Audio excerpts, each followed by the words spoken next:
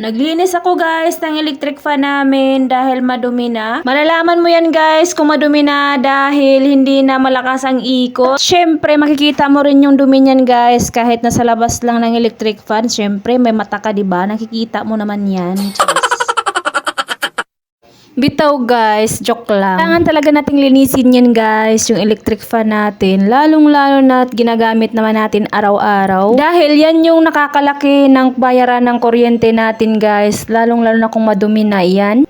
Kahit every 4 days mo siya linisin guys, o kaya every 1 week, okay na yan, fights na. Pero kung marami ka namang pambayad guys, o kaya tinatamad ka, okay lang yan, 1 year mo na lang linisin. Marami ka namang pambayad eh. Tapos ko pala niyan guys, syempre nagwawalis na rin ako ng aming sahig dahil 10 years na po yung walang walis-walis. Charis. Ito guys, joke lang po. Kagabi lang po yan walang walis guys. 10 hours na pong walang walis yan. Kabaliktaran po yun ng 10 years. At pagtapos ko pala walisan yun sa labas guys, dito naman tayo sa loob para naman mahiya yung daga na dumadaan dyan.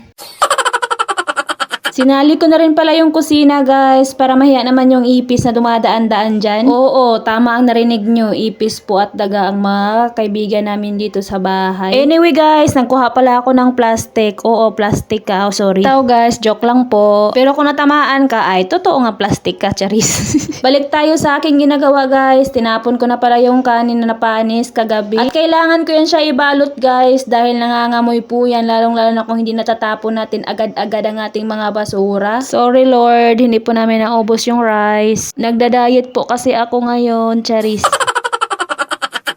Babad lang natin saglit guys, itong kaldero na pinaglutuan ko kagabi. Gasan ko na pala yung plato dyan guys, tsaka tasa na pinagkapihan namin. Hindi siya pwede itambak guys dahil alam mo namang may mga alaga na palaboy-laboy dyan. Baka maiian pa at maliptospirosis pa tayo. Kaya yung mga ibang gamit ko dyan guys nakasabit. Ako lang din ang nag-discard dyan guys. Kahit magulo okay lang naman din. Katapos ko pala maghugas guys, binabad ko na rin yung basahan na pinagamitan ng lababo. Ninod ko na rin tong sahig namin. Pinupunasan ko po yan araw-araw guys sa mga hindi nakakaalam. Dahil nga tulad ng sinabi ko sa inyo guys na may marami kaming alaga dito. Dumadaan-daan. Alaga na yan guys, galing po yan sa labas. Di ko alam kung saan galing na labas yan. Baka sa USA o kaya sa Europe.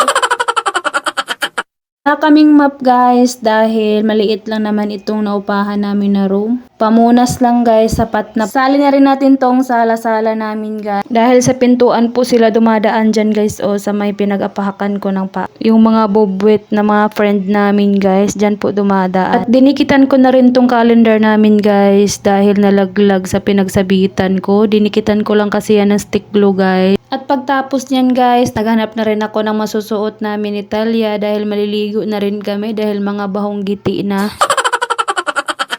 Joke lang guys. Tawa din tayo minsan no. Pinuntahan ko agad si Talia guys pagkatapos ko maghanap ng kanyang susuotin. Nag-Miss Rachel pa si Talia guys. Every morning ko yan siya guys pinapanood ng ganyan dahil may mapupulot kahit papano. Kumbaga may natutunan din siya dyan guys sa pinapanood niya. Fast forward guys. Ayan, natapos ko na si Talia ang paliguan guys. Pati ako naligo na rin ako dahil kailangan nating maligo dahil mag-e-exercise tayo. Oo, tama ang narinig nyo guys. Mag-e-exercise ako. O diba? Parang timang lang. O, tingnan nyo guys.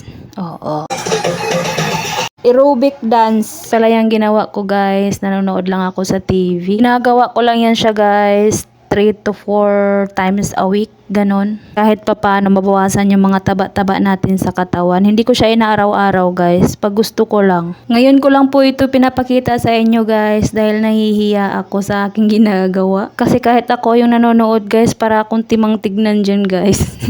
Natatawa rin ako sa sarili ko. Nandito na lang pala itong video ko na to guys. Salamat sa panonood.